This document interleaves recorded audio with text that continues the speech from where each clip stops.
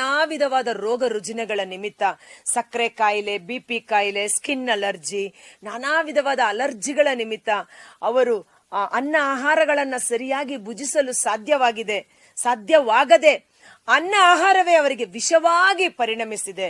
ಆದರೆ ಇಂದು ಅವರು ಈ ವಾಕ್ಯದಲ್ಲಿ ವಿಶ್ವಾಸವನ್ನ ಪಡೆದುಕೊಳ್ಳಲಿ.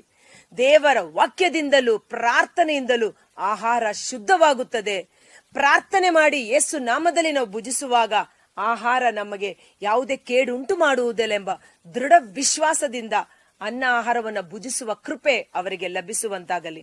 ಕಾರಣ ರೋಮ 14:23 ವಿಶ್ವಾಸವಿಲ್ಲದೆ, ನಂಬಿಕೆ ಇಲ್ಲದೆ ಏನು ಮಾಡಿದರೂ ಪಾಪವೇ. ನಂಬಿಕೆ ಇಲ್ಲದೆ ಊಟ ಮಾಡುವವನು ದೇವರ ಮುಂದೆ ಅಪರಾಧಿಯಾಗಿ ನಿಲ್ಲುತ್ತಾನೆ.